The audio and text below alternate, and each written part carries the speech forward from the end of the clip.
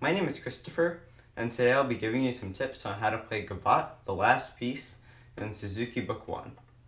Now, what I'm going to do today is I'm going to play this piece. I'm going to play it once at normal speed, and then I'm going to play it a second time, but the second time I'll play it slower, and for the sake of time, I'm not going to take the repeats or the DC. And then lastly, I'll give you some tips.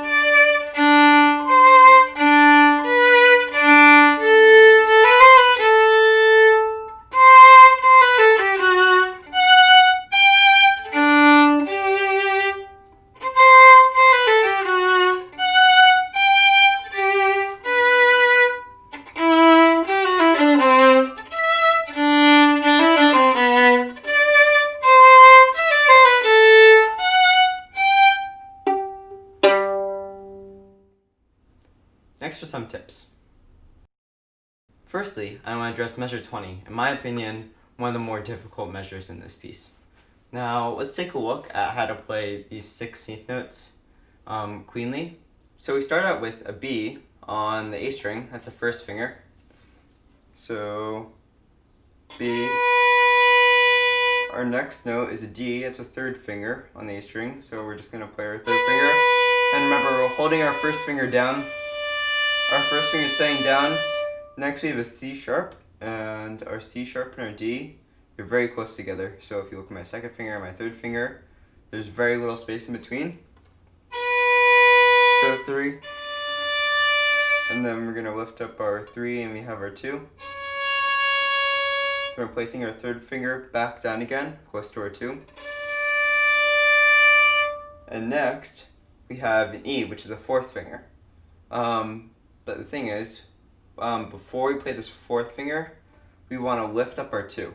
And this is going to free up our second finger for some notes that we're going to play later. So we're lifting up our second finger and we just play our 4. Remember to stretch. Then we're going to lift up our fourth finger. So we have our 3. We're keeping our 3 down. And now here is where lifting up our 2 before, this is where it comes in handy. Because before we played a C sharp, which is high 2, and now we're playing a C natural, which is a low 2. So that's why we needed to lift up our second finger. So we just played that. Now it's a low 2. Then we have our 1, which we were keeping down the whole time. And that's how you play it in separate bows. And once you've become comfortable with this measure, you can slur the first 4 notes together and the second 4 notes together as it's written in the piece. But again, we want to start it slowly, and then as we become more comfortable, we can slowly work our tempo up. So we'll just start it slowly with the notes as they're written in the piece. So slur together. So.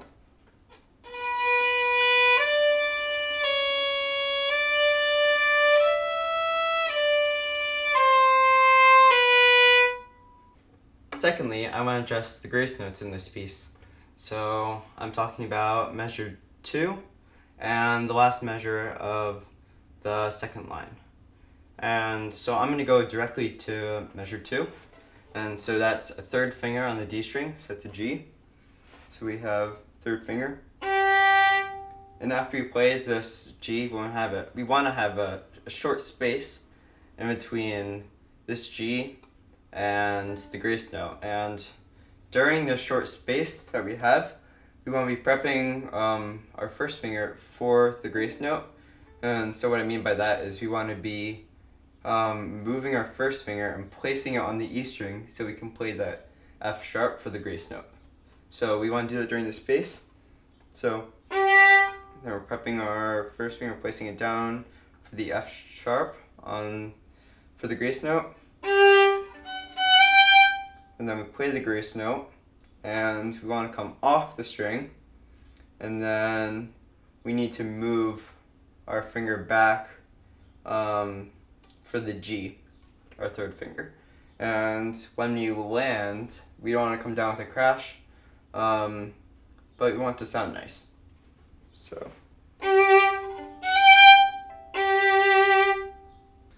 Lastly, I want to look at the structure of this piece because I think that can sometimes be confusing for some people.